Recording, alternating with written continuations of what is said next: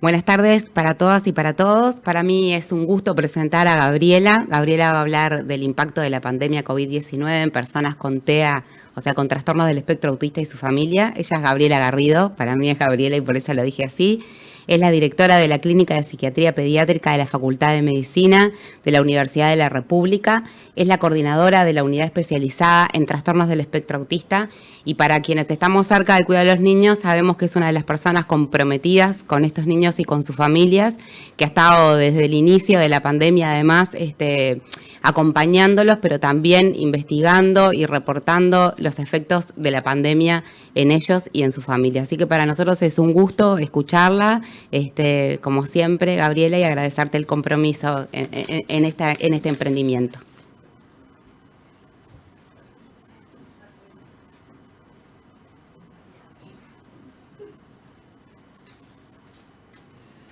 Bueno, buenos días.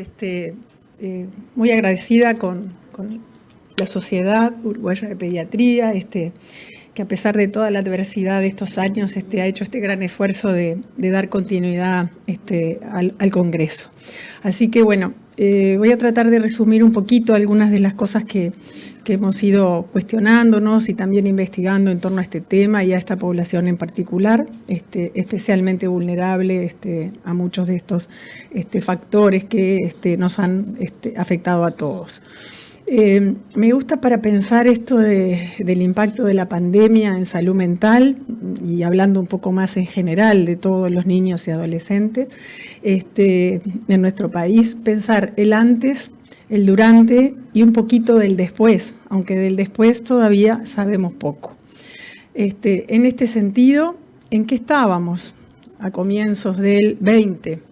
Y bueno, estábamos en un escenario donde los problemas de salud mental, del desarrollo, vinculados a la violencia en la infancia, eran ya de alta prevalencia, con un importante desajuste entre necesidades, demandas de atención, el modelo de atención que no estaba dando respuesta y con la coyuntura y el contexto de un inicio de clases, con lo que supone siempre de expectativas y de inicio en los procesos de adaptación.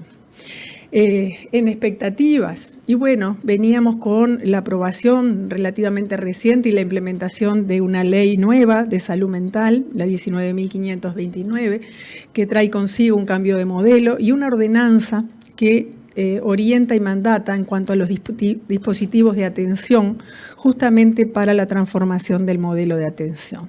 Y en esta un poco nos encuentra la pandemia, que para todos supuso cambios de rutinas familiares, el cierre de centros educativos, la permanencia en domicilio de todos los miembros del núcleo. Ahora después justamente tenemos algunos datos de lo que implicó para muchas de estas familias en particular, los cambios en rutinas de sueño, de vigilia, de incertidumbre en la condición de salud y de incertidumbre económica, con una mayor exposición a pantallas y a toda la virtualidad, cambios en las propuestas de aprendizaje, mayores dificultades de regulación de emociones, de conductas, y esto tanto en la población infantil como en la población adulta. Y por otro lado, una suspensión brusca de los apoyos y las consultas. La instalación brusca con la prolongación en el tiempo, una fecha de retorno incierta, que después lo fuimos comprobando, ¿verdad? Y fue requiriendo otros mecanismos de adaptación, y una exposición desmedida, sobre todo en los comienzos, a la información en distintos medios de comunicación, son parte de estos factores que vemos todos cómo han impactado fuertemente en la población. En este momento, y bueno, todos nos abocamos un poco al sostén, a filtrar la información, a brindar asesoramientos, al uso de las redes en forma oportuna y pensando en que el impacto en la niñez y la adolescencia en ese momento era una realidad desconocida desde el punto de vista del impacto de la propia enfermedad infecciosa, como en lo que llamamos posteriormente parapandemia, o todos esos efectos asociados que fuimos descubriendo. Los desafíos posteriores al retorno a las actividades, ¿qué sabemos del post? Y bueno, lo que empezamos a ver en forma lenta, paulatina y increyendo es el aumento de los problemas internalizados en la niñez, la ansiedad y la depresión, el aumento de la brecha en aprendizajes escolares, sobre todo en sectores o sujetos más vulnerables, las demandas de familias con personas con TEA y otras discapacidades se vieron también incrementadas. Y las familias con más recursos, sin duda, económicos y afectivos, no solamente económicos, y de creatividad, han sido las que han podido sostener con mejor adaptación toda esta situación adversa. En esto, preparar respuestas, retomar tratamientos presenciales, el apoyo al retorno escolar y el incremento de las consultas. Y yo creo que en esto, y con un amplificador de lo que ha sido este año, estamos navegando todos en este momento. Las poblaciones más vulnerables, ¿un poco a qué me refiero? Bueno, sin duda son las que presentan mayor impacto por la pandemia y hacen a aquellos niños, niñas y adolescentes que están en situación socioeconómica más desfavorecida, que han sufrido más sus familias el desempleo, aquellos que presentaban y presentan problemas en su desarrollo, ya sean desarrollos específicos, problemas específicos del aprendizaje, del lenguaje, el déficit de atención, el autismo y la discapacidad intelectual, etcétera, como otras discapacidades físicas. Los problemas de salud mental previos. A nosotros nos preguntan, ¿qué hace la pandemia? ¿Qué produjo la pandemia? Y lo que produjo es que todo lo que estaba se agravó con el perfil de cada niño y de cada población en particular. Así que hemos visto un aumento de los trastornos internalizados, esto tiene que ver con todo lo vinculado a la ansiedad y la depresión, los externalizados, problemas conductuales, problemas de crisis de excitación, problemas de auto y heteroagresividad, que estaban ya presentes en los niños previo a la pandemia. Y aquello que tenía que ver con las patologías mentales de los adultos. Esto hace que esta población de niños y adolescentes estuvieran ya previo en una situación de mayor vulnerabilidad. Y todo lo que tiene que ver con la violencia de género y generaciones. Hoy yo no voy a mostrar esos datos, pero hemos venido siguiendo un poco el incremento especial que ha tenido todo este fenómeno en nuestra población. Es así que, bueno, a partir de un grupo con el que trabajamos hace mucho tiempo, desde el año 2015, que es la Red Latinoamericana de Espectro Autista, nos propusimos allá por mayo del 2020 hacer un trabajo colectivo enfrentando al COVID-19, cuál era la situación de las personas con autismo y su familia en Latinoamérica. Este artículo ya fue publicado en la revista Siglo Cero de Madrid y acá afirmábamos con el doctor Valdés que para los niños, jóvenes y adultos con trastornos del espectro del autismo, afrontar esta situación, que ya relato, fue una situación por supuesto mundial y que nos afectó a todos, puede resultar todavía más difícil. Es posible que surjan nuevas barreras frente a la exigencia de adaptaciones dinámicas en sujetos que sabemos que tienen una particularidad, parte de sus criterios de diagnóstico es su poca flexibilidad, su mayor dificultad a enfrentar cambios, a las transiciones. O sea que esto generó importante ansiedad en forma mayoritaria, igual lo vamos a ver en algunos números. Es posible que entonces que surjan nuevas barreras frente a la exigencia de adaptaciones dinámicas, a la necesidad de flexibilidad, a las posibilidades de comunicar y compartir las experiencias internas o las propias necesidades. Ante lo inédito de esta situación, urge crear dispositivos de apoyo para las personas con TEA y sus familias, mantener rutinas, promover los vínculos a distancia, estar atentos a los cambios de comportamiento y construir nuevas rutinas ajustadas a las nuevas situaciones, procurando cuidar a los cuidadores. Estos eran algunos de los puntos que en aquel momento del año pasado ya surgían trabajos y eran como las recomendaciones que veníamos recogiendo. Entonces, una de las primeras cosas que hicimos allá por marzo del 2020, voy a pasar aunque sea un poquito de esto, fue este primer video, todos enfrentados a lo desconocido, pero pensando que sin duda las familias estaban especialmente complicadas. Es muy breve.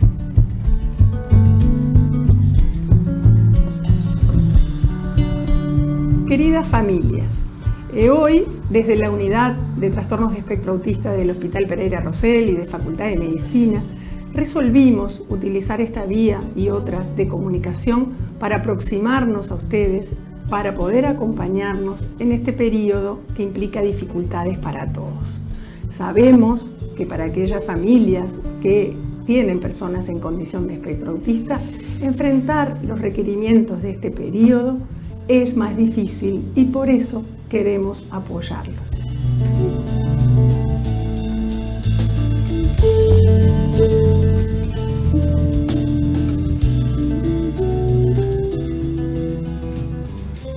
Lo primero que queremos transmitir es tranquilidad. Si las personas dentro del espectro del autismo no tienen otros problemas de salud agregados, no van a tener más riesgo de infección ni de enfermar por coronavirus.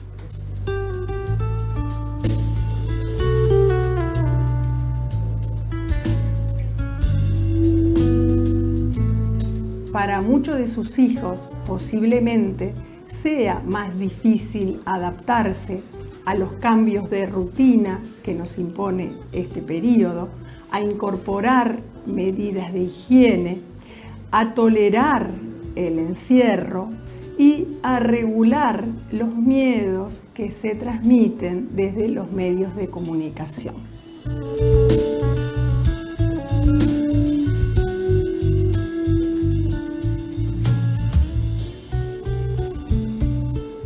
Hola familias, ¿cómo están? Bueno, ya sabemos que en estos días las personas con autismo pueden estar más desorganizadas que lo que sucede habitualmente. Para eso les proponemos que traten de anticiparse a las situaciones que pueden generar más ansiedad y, si es necesario, todos los días transmitirles que no vamos a ir a la escuela, explicarles qué es lo que vamos a estar haciendo durante el día. Se pueden armar agendas con dibujos, con pictogramas y de esa forma poder todos los días organizarnos un poco la rutina. Es esperable que en este tiempo con mayor ocio y estrés aumenten las conductas repetitivas y las estereotipias. No nos preocupemos. Es importante que a pesar de tener mucho tiempo libre, no recarguemos con actividades que exijan nuevos aprendizajes.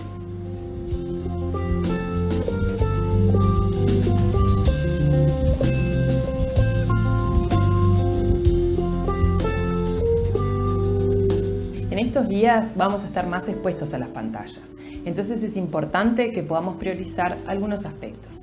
Por ejemplo, el uso de las pantallas fijas siempre es más recomendable que el uso de los celulares. Podemos hacer videollamadas, conectarlos con la familia, con los pares, para poder intercambiar. También el uso de plataformas como Ceibal o sitios similares que promueven actividades interactivas.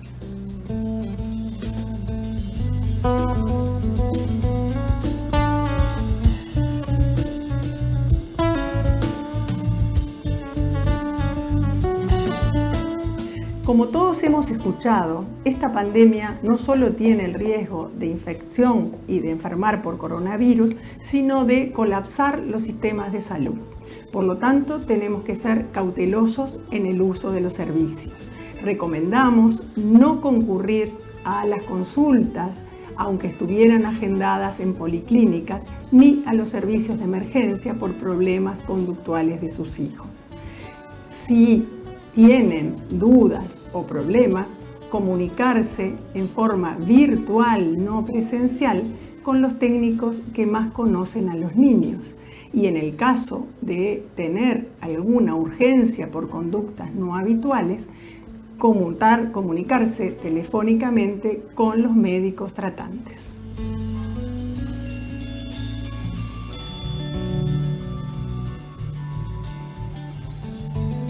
Como no sabemos cuánto tiempo va a durar el aislamiento, les recomendamos a aquellas familias que tengan más de un adulto responsable que puedan organizarse y repartir las tareas de la casa y el cuidado de los niños. De esta forma, todos van a tener un tiempo para descansar. Muchas gracias, nos estamos viendo. Bueno, familias, esta es nuestra primera comunicación y decirles que estamos acá para apoyarlos. Docentes y estudiantes de la unidad han creado una página de Facebook para mantener el intercambio.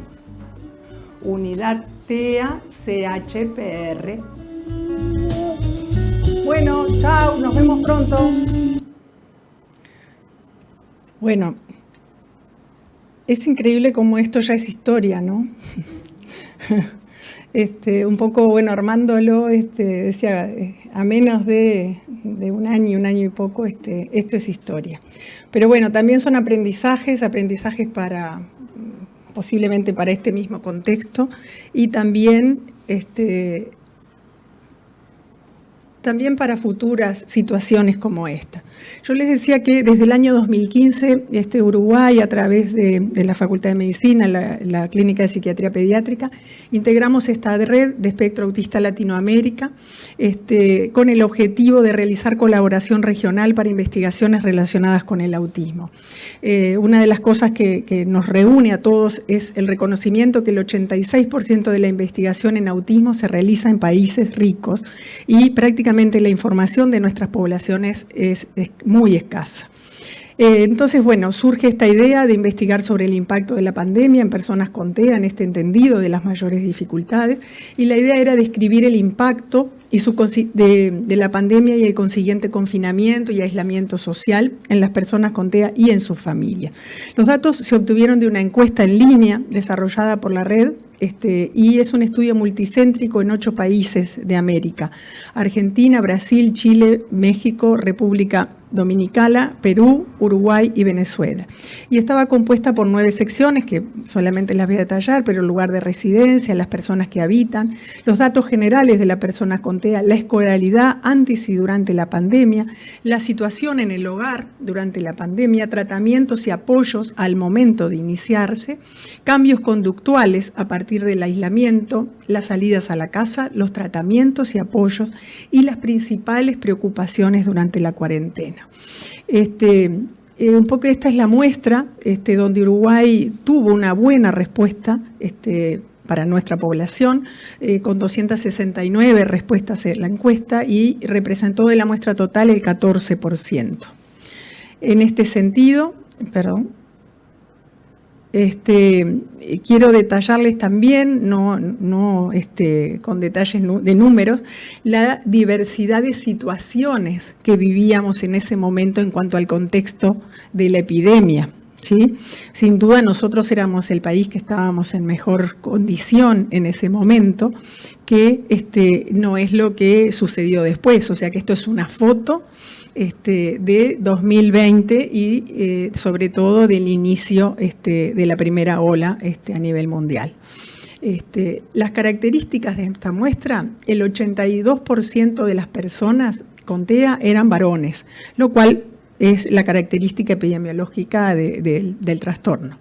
La mayoría de las familias, el 70%, tenían 1 o 2 hijos menores de 13 años y el 82% de las familias estaban compuestas por 3 o 5 miembros, mientras que alrededor del 10% estaban formadas por más de 5 miembros.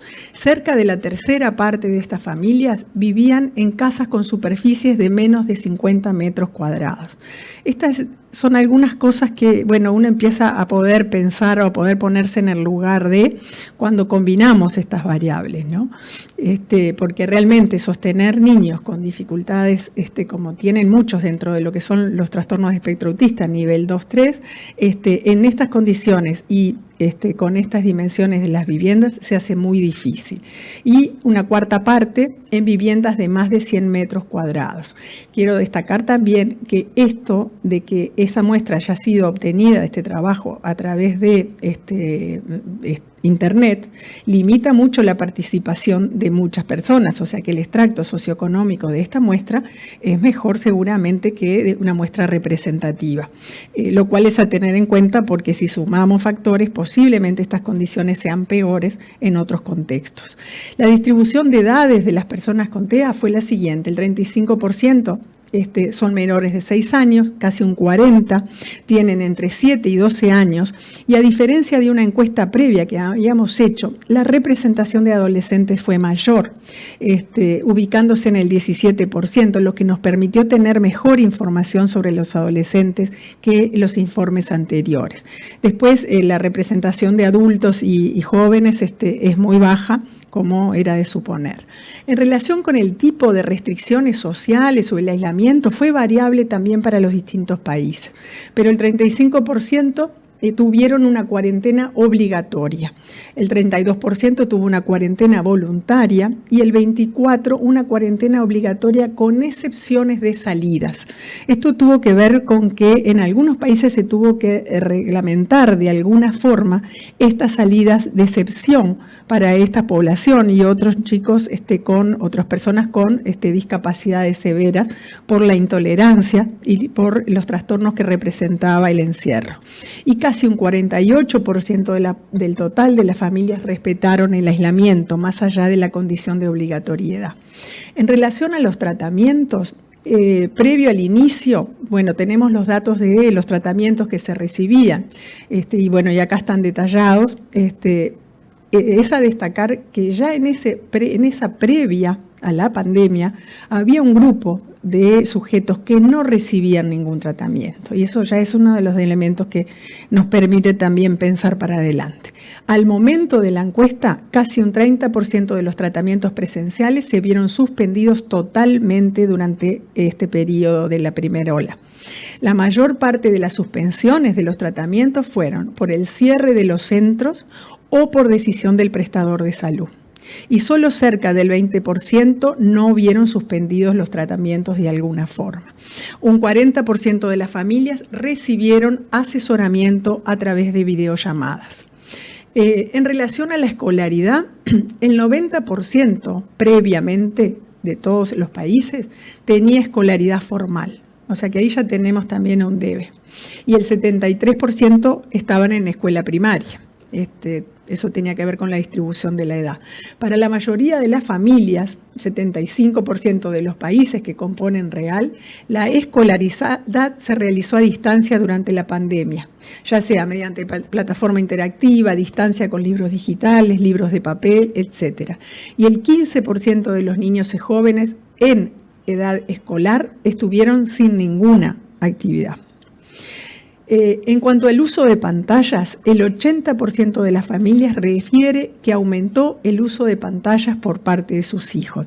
Esto lo pongo en rojo porque tiene que ver con los factores que hoy nos complejizan muchísimo las situaciones clínicas que estamos viendo. Porque determinó una altísima dependencia de muchos chiquilines dentro del espectro a el uso en forma prolongada de pantallas.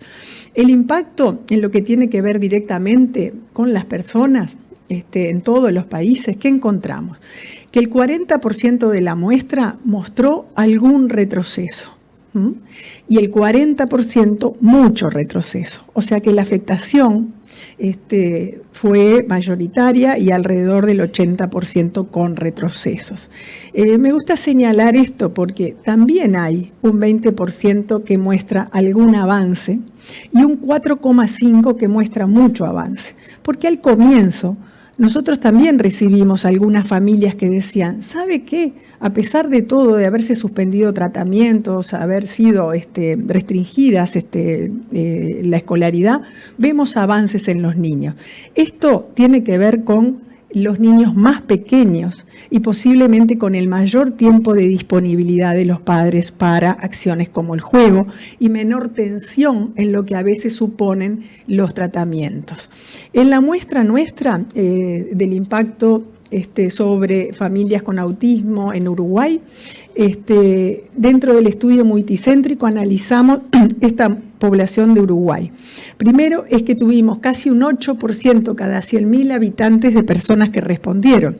Por lo tanto, a pesar de no ser una muestra representativa, es un número importante para tener una aproximación acerca del impacto de la pandemia. La distribución por edades, como yo les decía, quiero señalarles, esta población entre 13 y 18 años, que llegó al 21%. ¿Por qué? Porque cuando vamos al análisis de los resultados, primero les voy a comentar estos resultados generales, pero cuando vamos al análisis más de los resultados vinculados a la edad, van a ver que la población adolescente fue la más comprometida. Entre los 269 cuidadores que completaron la encuesta anónima, el 44% refirieron empeoramiento en la convivencia durante el confinamiento.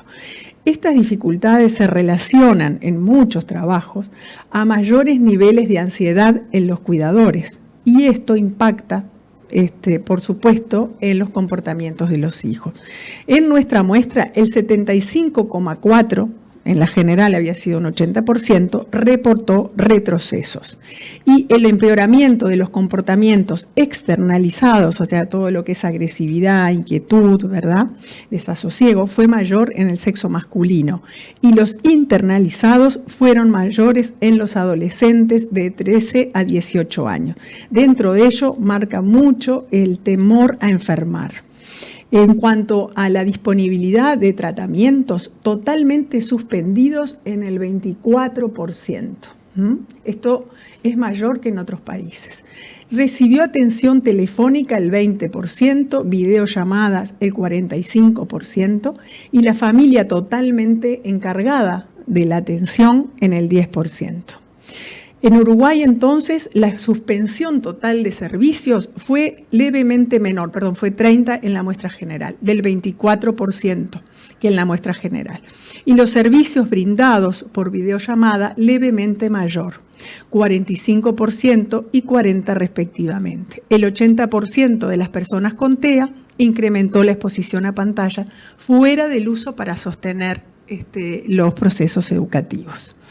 El impacto entonces en los comportamientos, el aumento de golpes, pellizcos, mordiscos, empujones, en todos los casos se manifestó más en varones que en mujeres. Y en la muestra total, o sea, en todas las edades, el 35% manifestó incremento de estas conductas. Entonces vayan pensando también lo que es el impacto en los cuidadores y a su vez este círculo que se va generando. En los adolescentes de 13 a 18 años, esto asciende al 40,5%. El miedo a enfermar en estos adolescentes abarca el 45% de la muestra. Así que uno de los hallazgos fue que los adolescentes son el grupo que manifestó mayor impacto en las distintas variables analizadas. Algunas sugerencias que surgen del estudio. Ante lo inédito de la situación, urge crear dispositivos de apoyo para las personas con TEA y sus familias, mantener rutinas, promover los vínculos a distancia, estar atentos a los cambios de comportamiento, mantener conexión accesible, telefónica, videollamada para consultas, mantener salidas al aire libre, construir nuevas rutinas ajustadas a las nuevas situaciones y procurar el cuidado de los cuidadores.